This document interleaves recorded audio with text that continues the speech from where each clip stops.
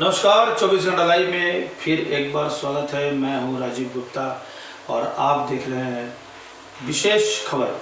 तो आज के इस विशेष खबर में हम आपको लेकर के चलेंगे एक ऐसे व्यावसायिक संगठन के जहां पे तमाम देश भर से व्यवसायी आज एक छत के नीचे आ पाए हैं और ऐसा संभव हो पाया है अखिल भारतीय स्वर्णकार विकास परिषद की ओर से। अखिल भारतीय स्वर्णकार विकास परिषद स्वर्णकार समाज के द्वारा स्वर्णकार समाज के लिए, यानी कि जो लोग स्वर्णकारिता के साथ जुड़े हुए हैं, इनके लिए, इनमें जागरूकता फैलाने के लिए, इन्हें दिशा निर्देश देने के लिए एक देशव्यापी संगठन है। हम आज आपसे रूबरू कराएंगे अखिल भारतीय स्वर्णकार विकास परिषद के पश्चिम बंगाल के कन्वेनर उमेश सराफ जी से। तो उमेश बाबू नमस्कार, बहुत बहुत स्वागत है आपका 24 घंटा लाइव में। तो उमेश बाबू, आज हम अपने दर्शकों को आपसे मिलाएंगे और कुछ सवाल होंगे जिसका आपको जवाब देना है। तो पहला सवाल आपके लिए, अखिल भारतीय स्वर्णकार विकास परिषद की ओर से व्यवसायियों में कैसी जागरूकता लाई जा रही है, जरा विस्तार में बताइए। बहुत सही प्रश्न किया है आपने, लेकिन इस प्रश्न के जवाब देने से पहले मैं एक बहुत ही महत्वपूर्ण बात बताना चाहूँगा। वो अपने स्वर्णकारिता व्यवसाय के बारे में है। स्वर्णकारिता व्यवसाय के सिस्टम को पहले समझना है कि ये स्वर्णकारिता व्यवसाय सदियों से, बरसों से कैसे चलता आ रहा है। कायदे से देखिए तो स्वर्णकारिता व्यवसाय में कुछ ऐसे सिस्टम हैं, कुछ ऐसे तरीके हैं जो बरसों से चलते तो आ रहे हैं, लेकिन आज की परिस्थिति के हिसाब से इस सिस्टम का कोई औचित्य हम लोगों के समझ में नहीं आता। जैसे एक उदाहरण के रूप में मैं आपको बताऊं, ये सब लोग जानते हैं कि किसी भी व्यवसाय में, किसी भी प्रोडक्शन में रॉ मटेरियल के कीमत पे फिनिश प्रोडक्ट नहीं बिकता। लेकिन स्वर्णकारिता में ऐसा है कि रॉ मटेरियल का रेट निकलता है, बुलियन का रेट निकलता है, और उस कीमत पे डिटरमाइन करके ज्वेलर्स को गहने बेचने पड़ते हैं। ये बड़ा ही सामान्य सा समझने वाला बात है कि किसी भी रॉ मटेरियल से कोई भी फिनिश प्रोडक्ट बनता है तो उसके दुनिया भर के मैन्युफैक्चरिंग कॉस्ट आते हैं, कुछ मटेरियल नष्ट होता है, ये सारे जाकर उस फिनिश प्रोडक्ट के कॉस्ट प्राइस में ऐड हो जाते हैं। लेकिन बुलियन के रेट निकलने का भी तरीका अजीबोगरीब है। MCX में एक अलग रेट आता है, नेट पे बहुत सारे वेबसाइट हैं, उस पे अलग अलग रेट आते हैं। कुछ न्यूज़पेपर हैं अलग अलग शहरों में, वो लोग अपना रेट अपने हिसाब से देते हैं, और ज्वेलर को फिर अपने हिसाब से एक मेकिंग चार्ज लगाकर, मजदूरी लगाकर के बेचना पड़ता है। पता नहीं कब 100, 200, 500, 1000 साल पहले ये सिस्टम अपने व्यापार में आया, इस ज्वेलरी के व्यापार में आया कि पहले हम प्रोडक्ट की कीमत बताएंगे और उसके बाद ऊपर से मजदूरी जोड़ेंगे। हो सकता है 1500 साल पहले ये पद्धति काम कर रही हो, उस समय का क्या सिस्टम था भगवान जाने। लेकिन आज जो पद्धति सामने है, खासकर जब हॉलमार्किंग ज्वेलरी को मैंडेटरी कर दिया गया है और हर जगह प्योरिटी के ऊपर एक निश्चितता तय कर दी गई है कि इसके नीचे आप अब माल नहीं बेच सकते हैं, आपको 22 कैरेट, 18 कैरेट और 14 कैरेट का ही माल बेचना पड़ेगा सोने में। आने वाले समय में हो सकता है चांदी के ऊपर भी मैंडेटरी हो जाए। तो क्या ये जरूरी नहीं कि इन सब चीज़ों में थोड़ी बदलाव करी जाए, रेट के ऊपर भी हम लोग थोड़ा डिटरमाइन करें। दूसरी बात क्या है, जो ज्वेलर है वो व्यवसायी है, वो कोई मजदूर नहीं है। व्यवसायी को उसका प्रॉफिट चाहिए, ना कि मजदूरी चाहिए। व्यवसाय को अपने लाभ से मतलब है, उसको मजदूरी से मतलब नहीं है। इस बात को लेकर हम लोगों ने चर्चा करी और लोगों के सामने पहुंचाया बात को। दूसरी बात क्या है कि लॉकडाउन के दौरान जब तमाम दुनिया घरों में कैद थी, लोग कहीं नहीं निकल पा रहे थे। पिछले 2020 साल में भी हम लोगों ने लॉकडाउन के दौरान काफ़ी वेबिनार किए, विभिन्न विभागों के विभिन्न मंत्रालयों के लोगों से हम लोगों ने संपर्क किया। संपर्क करके एक ऐसी जगह पे हम लोग पहुँचे, एक ऐसे निर्णय पे पहुँचे जो हमें लगा कि हर व्यवसायी को 2-3 सिस्टम तो स्वीकार करना चाहिए। नंबर 1, उसे अप टू डेट होना चाहिए। क्या क्या कानून सरकार की तरफ से निकाला जा रहा है, क्या क्या सुविधाएं सरकार की तरफ से दी जा रही हैं, इन सारी बातों की जानकारी हमारे ज्वेलर्स को होना चाहिए। इसके साथ ही साथ पैंडेमिक का जो समय गुजरा है और अभी इन दिनों कोरोना जो देखने में आ रहा है कि दोबारा बढ़ रहा है, हो सकता है लॉकडाउन फिर लग जाए, इसे इनकार भी नहीं किया जा सकता है। इन तमाम बातों को देखते हुए एक नतीजे पे हम लोग पहुंचे कि हमारे जितने भी मध्यम वर्गीय, साधारण वर्गीय जो व्यापारी हैं, उनको भी लोकल से ग्लोबल होना पड़ेगा। ये लोकल से ग्लोबल होने के लिए बहुत सारे प्लेटफॉर्म मौजूद हैं, लेकिन उनके बहुत सारे कंडीशंस हैं, उनमें बहुत सारा खर्च है। अखिल भारतीय स्वर्णकार विकास परिषद के तरफ से हम लोगों ने कारीगर ढूंढो वेबसाइट लॉन्च किया है, हम लोगों ने वर्चुअल ई मॉल को लॉन्च किया है, हम लोगों ने वर्चुअल एग्जीबिशन का प्लेटफॉर्म भी तैयार किया है। इसके साथ ही साथ सरकार जो फैसिलिटीज़ अवेलेबल करा रही है, सरकार जो टेक्निकल ट्रेनिंग प्रोवाइड कर रही है, ये सब कुछ हम अपने व्यापारी भाइयों को बताना चाहते हैं। जो फैसिलिटीज़ एक्सपोर्ट इंपोर्ट की ट्रेनिंग है, जेमोलॉजी की ट्रेनिंग है, ये बहुत सारी बातें हैं। हम ये चाहते हैं कि जो हमारे मध्यम वर्गीय और साधारण वर्गीय जो दुकानदार हैं, जो छोटे छोटे कस्बे में गली मोहल्ले लेवल पे जिन्होंने दुकानदारी कर रखी है, उनके घर का चूल्हा भी जले। क्योंकि हो ऐसा रहा है कि बड़े बड़े शोरूम या बड़े बड़े ब्रांडेड तो अपने बिजनेस को चला लेते हैं, ये मध्यम वर्गीयों के साथ ही ज़्यादा परेशानी है। तो ये सारी फैसिलिटी लेकर हम अपने स्वर्णकार भाइयों के सामने, अपने कारीगरों के सामने इन सारी चीज़ों को रखने की कोशिश कर रहे हैं अखिल भारतीय स्वर्णकार विकास परिषद के प्लेटफॉर्म पे। दूसरा सवाल, क्या सरकार के सभी नियमों, सभी दिशा निर्देश जो सरकार जारी कर रही है, इससे परिवार के लोग खुश हैं आपके, यानी परिषद के जो लोग हैं, इनका क्या मानना है इस पर? देखिए, सरकार जो कानून लाएगी, सरकार जो नियमावली लाएगी, उसकी जानकारी पहले तो हर व्यक्ति को होना चाहिए, हर व्यापारी को होना चाहिए, हर कारीगर को होना चाहिए जो इस व्यवसाय से संबंधित है। दूसरी बात यह है कि जब भी कोई नियमावली आती है तो उसमें कुछ ना कुछ तो किंतु परंतु हर जगह होता है। बहुत सारे ऐसे मुद्दे हैं हॉलमार्किंग को लेकर भी, जो अभी एक आया है कि उसमें 24 कैरेट, 18 कैरेट और 22 कैरेट का ही कंपलसरी किया गया है। तो कुछ व्यापारियों के तरफ से, कुछ संगठनों के तरफ से ये डिमांड भी रखा गया है कि 20 कैरेट का भी लाया जाए। इसके लिए मंत्रालय से, इसके लिए विभागों से संपर्क किया गया है।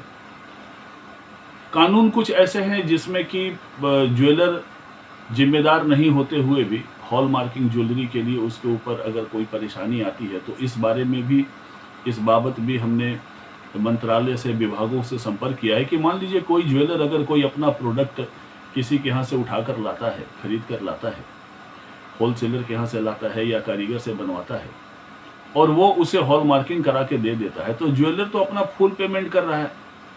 लेकिन अगर कहीं उसकी प्योरिटी में कोई गड़बड़ी मिलती है तो उसके लिए ज्वेलर को जिम्मेदार नहीं ठहराकर हॉलमार्किंग सेंटर जो सरकार के द्वारा ही लाइसेंस प्राप्त होते हैं, और जब वो सर्टिफाई कर रहा है किसी भी ज्वेलरी को कि इसकी प्योरिटी इतनी है, तो हमें लगता है कि जो सर्टिफाई कर रहा है और वो सरकारी मान्यता प्राप्त संगठन है, सरकारी मान्यता प्राप्त वो यूनिट है, तो उस यूनिट की जिम्मेदारी बननी चाहिए, ना कि ज्वेलर की या रिटेलर की।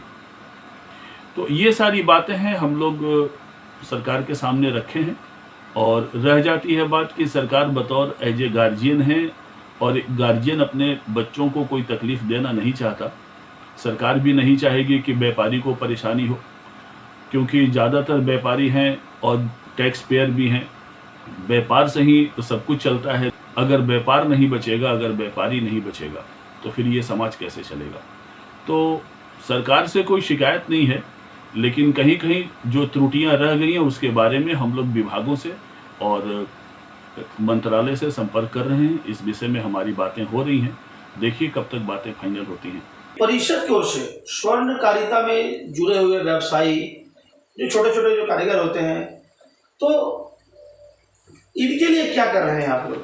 जी देखिए, अब तक जितने भी प्लेटफॉर्म बने हैं या ज़्यादातर संगठन जो हैं वो ब्रांडेड ज्वेलरी या बड़े व्यापारियों के हाथ में ही रह गया है या उनके बारे में ही सोचते रह गया है। ये पहली दफ़ा है जब अखिल भारतीय स्वर्णकार विकास परिषद जमीनी स्तर पर मध्यम वर्गीय और साधारण वर्गीय व्यापारियों के बारे में कदम उठा रहा है। हमारी ये कोशिश है कि लाइन के पीछे में सबसे आखिरी में जो व्यक्ति खड़ा है, जो व्यापारी खड़ा है, उसका व्यापार भी सही तरीके से चले, उसके घर का भी चूल्हा जले, ये कोशिश हम लोगों ने करी है। अखिल भारतीय स्वर्णकार विकास परिषद से ये पहली बार हुआ है कि कारीगर ढूंढो या व्यापारी ढूंढो नाम का एक वेबसाइट हम लोगों ने बनाया है, absvpindia.com।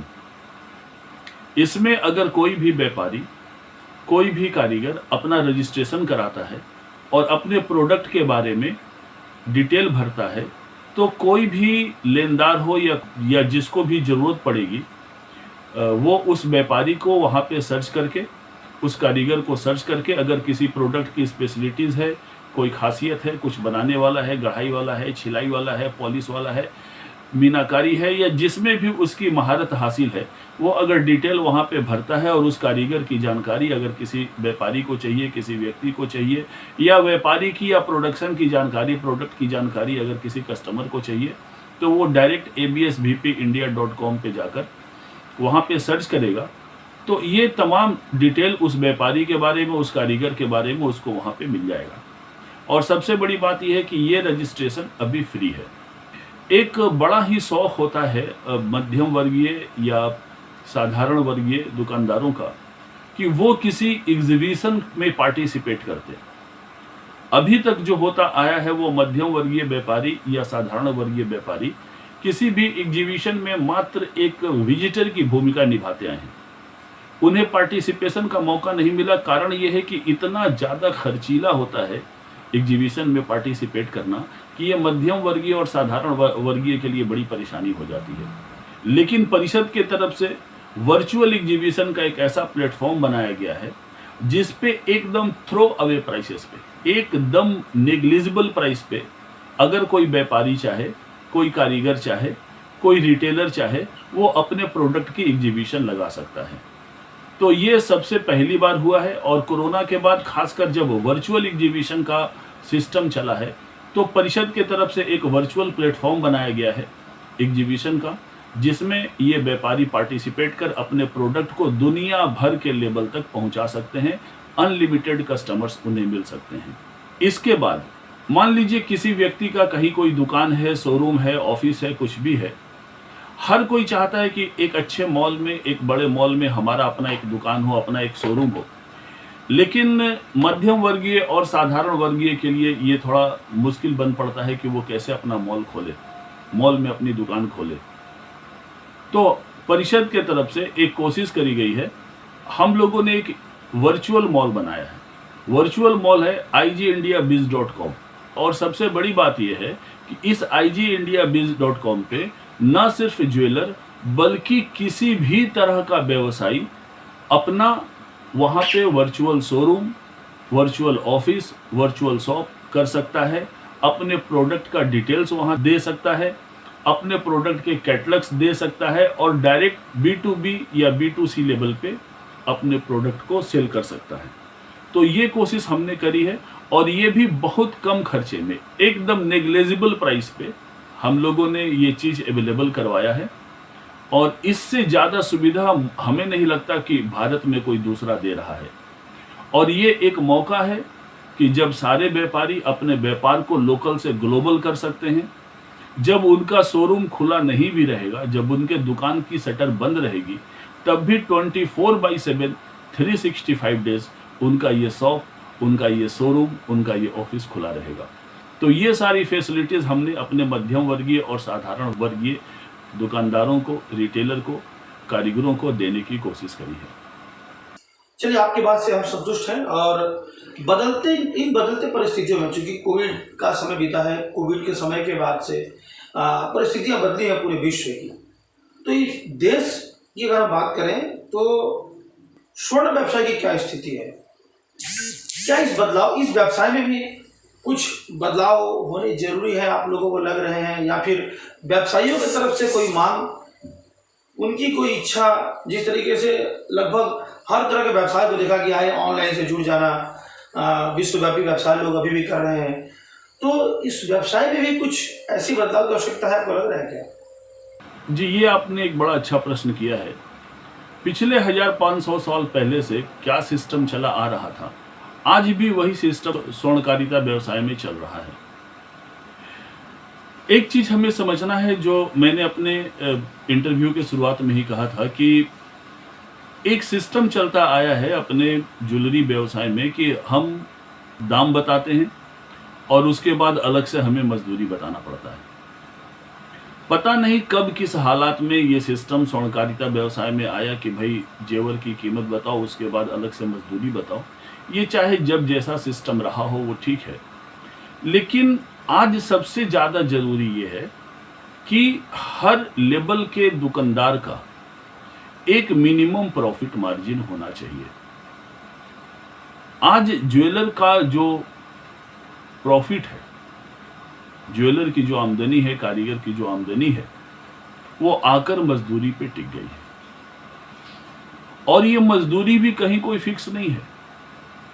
जहां ब्रांडेड ज्वेलरी कोई 18%, कोई 22%, कोई 25% की मेकिंग चार्ज ले लेता है, वहां छोटे छोटे शहरों में गली मोहल्ले के दुकानदार 5% की मजदूरी भी नहीं ले पाते हैं।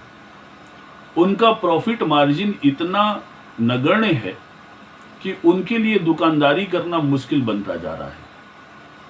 और इसका नतीजा ये निकला है कि जिस किसी ने इस व्यवसाय को शुरू कर लिया, वो अपने आने वाले जनरेशन को इस व्यवसाय में नहीं ला रहा है।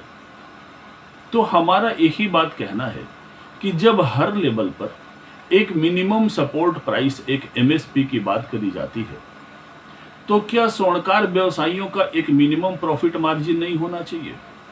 आखिर स्वर्णकार व्यवसायी किस आधार पे अपने इस व्यापार को कंटिन्यू रख पाएंगे? इसी बात को ध्यान में रखते हुए हमने एक सजेशन ऑल इंडिया लेवल पे वर्चुअल मीटिंग करके तमाम व्यापारियों से, तमाम स्वर्णकारों से हम लोगों ने एक मीटिंग करा। मीटिंग करने के बाद हम एक निर्णय पे पहुंचे हैं कि जो भी मैन्युफैक्चरिंग कॉस्ट है और जो एक मिनिमम प्रॉफिट मार्जिन है, उस प्रॉफिट मार्जिन को जोड़कर एक फिक्स रेट निकले। जब सरकार ने 22 कैरेट, 18 कैरेट, 14 कैरेट की प्योरिटी को फिक्स कर दिया है, तो फिर एक मिनिमम रेट भी निकलना चाहिए। दूसरी बात यह है, हम सब लोग जानते हैं कि देश भर के अलग अलग मंडियों में बुलियन का रेट अलग अलग होता है।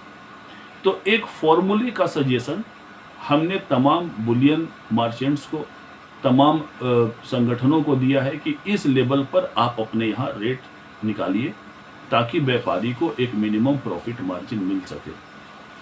अब एक बड़ी ही चिंताजनक और बड़ी सोचनीय स्थिति, जब हम विभिन्न प्रांतों में गए, व्यापारियों से मिले, वहाँ पे मौजूद लोकल संगठनों से मिले, तो वहाँ जाकर हमने एक चीज़ देखा कि जो लोकल संगठन है या जो न्यूज़पेपर में रेट निकल रहा है, वहाँ भी रेट फिजिबल नहीं है। और सबसे चिंताजनक आश्चर्य हमें ये लगा कि ज़्यादातर व्यापारी कभी इस बात पे ध्यान ही नहीं देते कि अखबार में जो रेट निकल रहा है, न्यूज़पेपर में जो रेट निकल रहा है, या समिति के द्वारा जो रेट निर्धारित किया जा रहा है, वो रेट एक्चुअली कितना परसेंटेज पे लाकर रेट को दिया जा रहा है। मान लीजिए 92% प्योरिटी, 22 कैरेट 91.6 की प्योरिटी होती है, 92 की प्योरिटी है, और उस पे वेस्टेज मिनिमम अगर 5 एवरेज पकड़ा जाए, ज्वेलरी बनाने का जो खर्च आता है, तो 97 तो उसके कॉस्ट पड़ जाते हैं। लेकिन देखा ये गया है कि बहुत सारे संगठन जो लोकल लेवल पे रेट निकालते हैं, वो कोई 94% का निकाल दे रहा है, कभी न्यूज़पेपर 96% का निकाल दे रहा है, कहीं 93% का निकल जा रहा है। उसमें मान लीजिए जो भी 4%, 5%, 10% या फिक्स मजदूरी मान लीजिए ग्राम पीछे 400 रुपये, 300 रुपये, 500 रुपये लोग ले रहे हैं, तो उसमें से 4-5% तो उसकी कॉस्टिंग चली जा रही है। तो आखिर ज्वेलर को बच क्या रहा है? आश्चर्यजनक बात यह है कि ज्यादातर इलाके में मैं ये देखा हूं कि ज्वेलर ने कभी इस बात के ऊपर एनालिसिस ही नहीं किया है कि ये जो रेट निकल रहा है वो रेट गलत है। और इससे भी आश्चर्य की बात मुझे ये लगा है कि जब लोकल संगठनों के अधिकारियों से हम लोग मिले, वहां पे भी जब हमने बात करी कि ये रेट आखिर आप किस आधार पे निकाल रहे हैं, ये कहां से परसेंटेज आप निकाल दे रहे हैं, उनके पास भी कोई लॉजिकल बेस नहीं है। अनायास एक तरीके से वो रेट निकाल दे रहे हैं और व्यापारी जो है वो उस रेट को भगवान का प्रसाद समझ के ग्रहण कर रहा है, और व्यापारी समझ नहीं पा रहा कि उस रेट में तो उसे नुकसान हो रहा है या उसे प्रॉफिट कुछ भी नहीं हो रहा है। वो सारा दिन मेहनत कर रहा है, उसे दिख जा रहा है कि हाँ चलो हमने इतना माल बेचा तो इतना पैसा आया, लेकिन आपको बचा कितना? बच ही नहीं रहा। तो आश्चर्य की बात मुझे ये लग रही है कि ये जो लोकल संगठन है, ये जो जगह जगह मोहल्ले लेवल पे लोगों ने कमेटियां बना के रखी है, या ये जो न्यूज़पेपर वाले हैं, अखबारों में जो रेट निकल रहा है, जो वेबसाइट पे रेट निकल रहा है, भाई आप रेट निकाल कहाँ रहे हो? आप रॉ मटेरियल का रेट निकाल दे रहे हो और यहाँ ज्वेलरी बिक रही है, तो ज्वेलरी के लिए आप ज्वेलरी का रेट निकालोगे? 92% का रेट पेपर पे निकलता है भाई, तो वो बुलियन का रेट है, वो जेवर का रेट नहीं है। जेवर बनने में बहुत सारे खर्चे होते हैं, जेवर बनने में वेस्टेज बच जाता है। जैसे कुछ भी आप बनाइए, कपड़े बनाने में कतरन बच जाता है, घर बनाने में राबिस बच जाता है, ज्वेलरी बनाने में भी वेस्टेज होता है। तो आखिर ये वेस्टेज कंसीडर कहां से होगा? ये एक बेसिक बात है। हमें बड़ा आश्चर्य लगा कि जितने भी रेट निकालने वाले लोग हैं या संगठन वाले लोग हैं, कभी इन लोगों ने इस बात पे ध्यान ही नहीं दिया। और बेचारा मासूम व्यापारी, मुझे व्यापारियों पे, ज्वेलर पे तरस आता है कि ये लोग इतने मासूम, इतने इनोसेंट हैं कि इन्होंने भी कभी इस बात के ऊपर ध्यान नहीं दिया। जो रेट निकलता है उसके आधार पे माल बेचना शुरू कर दिए। तो सबसे पहले तो हमारे यहाँ ये बदलाव की जरूरत है कि एक मिनिमम प्रॉफिट मार्जिन के साथ रेट निर्धारण होना चाहिए। रॉ मटेरियल के रेट पे कभी भी फिनिश प्रोडक्ट नहीं बिक सकता। दूसरी बात, इकलौता ये ज्वेलरी का बिजनेस है जो इसमें अलग से मजदूरी की बात कही जाती है, तो अब इस मजदूरी वाले सिस्टम को भी यहाँ हटाना चाहिए। देशव्यापी व्यापारियों से हमने बात करी है, हर शहर की मंडी का अपना अपना रेट है। हमने एक फॉर्मूले का सजेशन दिया है, इस फॉर्मूले के आधार पे हम उनसे ये कह रहे हैं कि आप अपना रेट निकालिए ताकि व्यापारी भी अपने व्यापार को कर सकें, अपने व्यापार को बचा सकें। ये एक मूलभूत बेसिक बदलाव इस व्यापार के लिए जरूरी है, जो मुझे लगता है पिछले 1500 सालों में तो ये बदलाव हुआ नहीं। अब ये खुद ही समझने वाली बात है कि 1500 साल पहले जो सिस्टम, जो तरीका चलता था, वो तरीका आज के हालात के अनुसार सूट करेगा तो कोई ज़रूरी नहीं है ना। तो बदलते हालात के साथ बदलना ज़रूरी है, तभी हम रह पाएंगे। सर्वाइवल फॉर फिटेस्ट होना चाहिए। माहौल के हिसाब से अगर हम नहीं बदलेंगे तो फिर हम अपने बिजनेस को भी नहीं संभाल पाएंगे। चलिए, आप तो बहुत अच्छा कदम आप लोग उठा रहे हैं और व्यक्तिगत रूप से आपका धन्यवाद करती है 24 घंटा लाइव, क्योंकि बहुत मेहनत करते हैं आप। तो ये जो आप लोग जो प्रयास कर रहे हैं, जो बदलाव लाने की कोशिश कर रहे हैं, जो जागरूकता लाने की कोशिश कर रहे हैं, इससे व्यवसायियों में क्या रुझान जा रहा है? क्या इससे व्यवसायी आपके खुश हैं? आपके जो कारोबारी दुकानदार हैं देश भर के अन्य क्षेत्रों से, क्या लोगों की क्या सुझाव आ रहे हैं आपके पास? क्या रुझान आ रहे हैं? क्या लोग समर्थन जता रहे हैं, विरोध कर रहे हैं? कैसा असर क्या है इसका? देखिए, जैसा कि मैंने आपको बताया कि व्यापारी एकदम इनोसेंट है। व्यापारी कभी इन सारे चीज़ों पे इतना एनालिसिस करता ही नहीं है। जो हमारे ज्वेलर हैं, मध्यम वर्गीय या साधारण वर्गीय जो ज्वेलर हैं, उन्होंने कभी इस बात पे ध्यान ही नहीं दिया। और जब हम अपनी बात लेकर उनके सामने पहुंचते हैं, जब हम तमाम मीटिंग करके, फिजिकल मीटिंग करके, वर्चुअल मीटिंग करके उन्हें बताने की कोशिश करते हैं, तो आश्चर्य से उनकी आंखें भी खुली रह जाती हैं कि हम लोग क्या कर रहे हैं अब तक। कुछ लोग समझ रहे हैं और जो समझ रहे हैं वो देन एंड देयर अपने सिस्टम में सुधार भी कर रहे हैं। कुछ लोगों को समझने में थोड़ी सी तकलीफ हो रही है, उनको भय व्याप्त है कि अगर मैं बदल लूँगा, मेरा बगल वाला नहीं बदलेगा तो फिर क्या होगा। तो मेरा इन लोगों से यही कहना है कि आप अपने सिस्टम को ठीक कीजिए। आप अगर ठीक कर लेंगे तो देखिएगा आपका बगल वाला भी ठीक करेगा। ये केयर मत कीजिए कि कौन बदल रहा है कि नहीं बदल रहा है। अगर आपको लग रहा है हाँ जो सिस्टम आप अब तक फॉलो करते आए हैं उस सिस्टम में गलती है तो उसमें सुधार कीजिए। हर व्यक्ति सिर्फ अपने आप को ठीक कर लेना तो सारा माहौल, सारा सिस्टम अपने आप ठीक हो जाएगा। हमें किसी को सुधारने की जरूरत नहीं है। और जिनके सामने भी हम ये तमाम बातें रख रहे हैं वो बातों को समझ रहे हैं। कुछ लोग जो नहीं समझ पा रहे हैं उन्हें हम समझाने की कोशिश कर रहे हैं। और अब अगर कोई जबरदस्ती नहीं समझना चाहेगा तो उसके लिए हम कुछ नहीं कर सकते हैं। आज नहीं तो कल उन्हें समझना ही पड़ेगा, उन्हें इस चीज़ को स्वीकार करना पड़ेगा, क्योंकि हालात बदल रहे हैं। और बदलते हालात के साथ जिसने अपने आप को नहीं बदला वो कभी हालात के साथ टिक नहीं पाया। देखने में ये आया है कि किसी भी शहर में अगर दो एक समझदार व्यापारी है वो अपना चेंज तो अपने हिसाब से कर लेता है, लेकिन कभी किसी को बताता नहीं है, कभी किसी को समझाने की कोशिश नहीं करता है। मैं यही कहना चाहूँगा कि अगर आपके पास कोई आइडियाज़ हैं, आपके पास कोई नॉलेज है, आप समझते हैं कि आपको ये बदलाव ज़रूरी है तो आप खुद भी बदलिए और अपने पड़ोसी को भी समझाइए, अपने शहर में भी दुकानदार को बताइए कि भाई ये नया सिस्टम है और बदलते हालात के साथ बदलना ज़रूरी है। लोग स्वीकार कर रहे हैं। जिनको भी समझ में आ रहा है, हर दिन मेरे पास देश भर से फ़ोन आते हैं। जिनके जो क्वेश्चंस हैं उन क्वेश्चंस का हम जवाब देने की कोशिश करते हैं, उनको समझाने की कोशिश करते हैं और अच्छे खासे लेवल पे लोग इस चीज़ को समझ रहे हैं और स्वीकार भी कर रहे हैं। धीरे धीरे आज नहीं तो कल ये बदलाव सारे देश में आना है, सारी दुनिया में आना है, क्योंकि जो 500,000 साल पुरानी पद्धति है उस पद्धति में बदलाव तो लाना ही पड़ेगा, उसे तो बदलना ही पड़ेगा। और अगर हम नहीं बदलेंगे तो फिर हम अपने व्यापार को नहीं चला पाएंगे। वैसे आज होली भी है और आज के इस माहौल में काफ़ी लोग जो है अपने अपने परिवार के साथ, अपने अपने मोहल्ले में, अपने इलाकों में लोग हो सकता है कि व्यस्त हों, कारोबारी व्यस्त हो, लेकिन आप आज हमारे साथ रूबरू हैं। आज भी आप प्रयास कर रहे हैं इस कार्य को करने के लिए, लोगों के लिए कुछ ना कुछ सोच रहे हैं, समय को बेवजह व्यतीत ना करके। आज के इस अवसर पे इसके साथ अपने जो परिषद के जो सदस्य हैं, पूरे देश भर से जुड़े हुए जो स्वर्णकार हैं, स्वर्णकार बंधु हैं, तो उनके लिए परिषद की ओर से क्या संदेश देंगे साहब? जी, सबसे पहले तो मैं ये कहना चाहूँगा कि जितने भी व्यवसायी हैं, जितने भी कारीगर हैं, जितने भी स्वर्णकार बंधु हैं, वो सबसे पहले अपने आप को अप टू डेट करें। अब आता है प्रश्न, अप टू डेट कैसे करेंगे?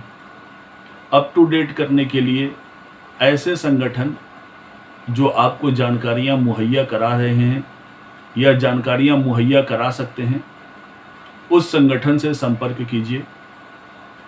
क्या क्या सरकारी नियम निकल रहे हैं, इन नियमों की जानकारी रखिए। क्या क्या सरकार की तरफ से सहूलियत दी जा रही है, इस सहूलियत की जानकारी रखिए। उस सहूलियत को पाने के लिए आपको किस सिस्टम में आना पड़ेगा, क्योंकि सरकार कह रही है कि आप एक सिस्टम में आओ, हम आपको तमाम फैसिलिटी देते हैं। तो ये फैसिलिटी पाने के लिए आपको सिस्टम में आने के लिए क्या करना चाहिए, इन संगठनों से बात कीजिए। आप चाहे जिस भी संगठन से जुड़े हैं, चाहे देश के किसी भी कोने में बैठे हैं, आप अपने लोकल संगठन को कहिए कि भाई क्या क्या फैसिलिटी सरकार दे रही है, क्या क्या नियम कानून सरकार निकाल रही है, इसके बारे में वो आपको जानकारी मुहैया कराए। अगर वो जानकारी मुहैया करा रही है तो उसे कहिए कि भाई हम भी एक सिस्टम में आना चाहते हैं, हमें आप सिस्टम में लाने के लिए ट्राई करो। क्योंकि जो भी संगठन जिस कारण से बना है, वो जिम्मेदारी तो उसकी बनती है कि वो अपने व्यापारियों को, अपने कारीगरों को बताए।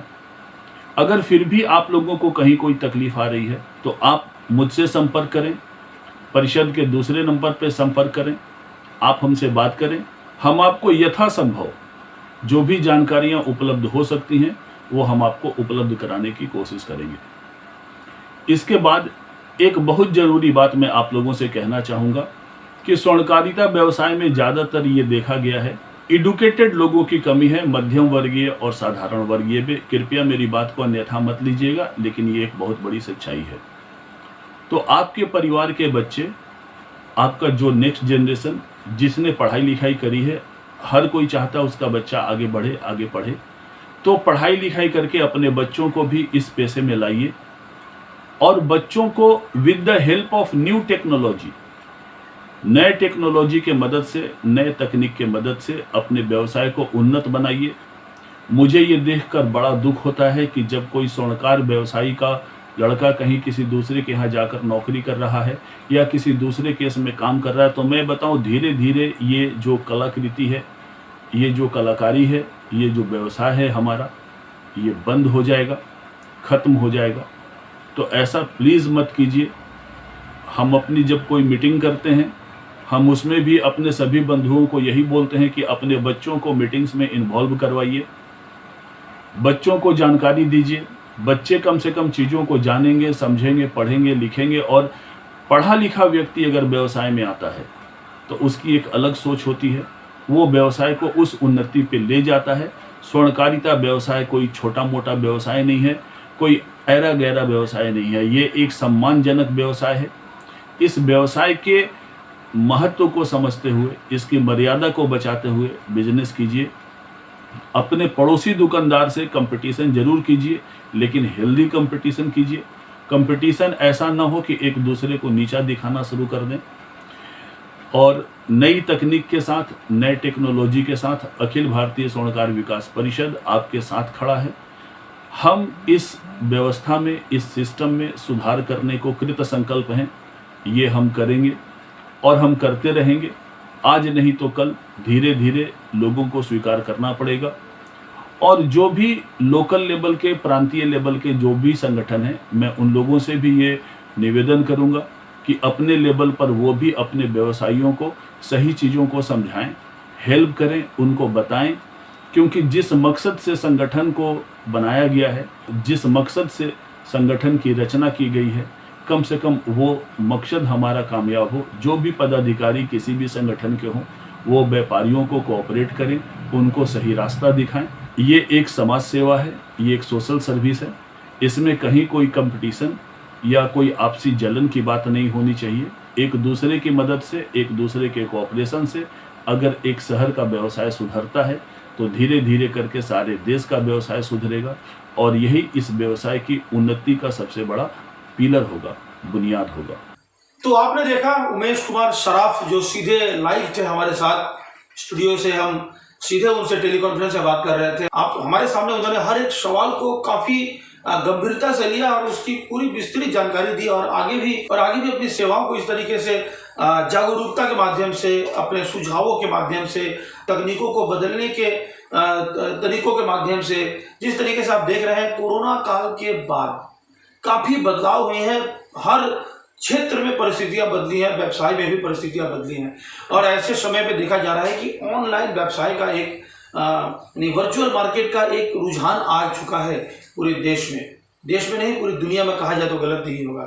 क्योंकि दुनिया की अन्य कंट्रियां बहुत पहले से ही इस पे काम कर रही थी और हम थोड़े से पीछे रह गए थे। लेकिन ऐसे संगठन, ऐसे परिषद के जो लोग हैं, दिन रात लोग मेहनत कर रहे हैं, कोशिश कर रहे हैं। खास करके उमेश सराफ जैसे लोग आप देख रहे हैं, तो इनके जो सुझाव हैं काफ़ी महत्वपूर्ण है। और उम्मीद करते हैं हम कि व्यवसायी बंधु भी, व्यवसायिक भाई, अगर आप भी स्वर्णकारिता से जुड़े हैं तो यह खबर, यह एपिसोड आपके लिए भी काफ़ी महत्वपूर्ण हो जाता है।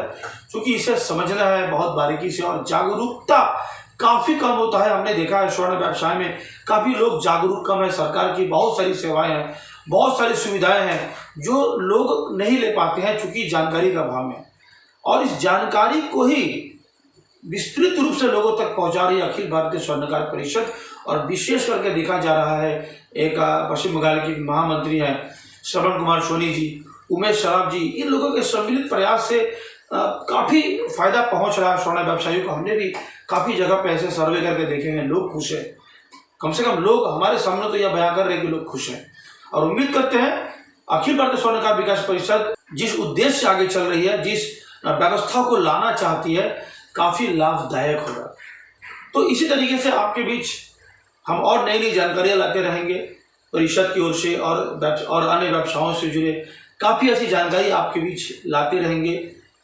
खबर, इस विशेष खबर एपिसोड में, और आने वाले दिन में भी आपके सामने फिर से लाने की कोशिश करेंगे। अखिल भारतीय स्वर्णकार विकास परिषद जैसे संस्थाओं को और उमेश सराफ जैसे लोगों को आपके बीच आपसे रूबरू कराने के लिए। और अगर आपका कोई सवाल रह गया हो, हमारे सवाल के बाद भी आपको लग रहा है कि कुछ सवाल आपके और भी हैं, तो आप नीचे दिए हुए नंबर पे भी सीधे संपर्क कर सकते हैं। उमेश कुमार सराफ या फिर श्रवण सोनी, अखिल भारतीय विकास परिषद के लोग आपको जरूर इसका संज्ञान लेंगे और आपका जवाब देने की भी कोशिश करेंगे। तब तक के लिए बहुत बहुत धन्यवाद। आप देख रहे थे 24 घंटा लाइव का विशेष खबर। हमारे अन्य खबरों के लिए बने रहिए हमारे साथ 24 घंटा लाइव पर। तब तक के लिए बहुत बहुत धन्यवाद। उमेश जी, बहुत बहुत धन्यवाद आपका। नमस्कार।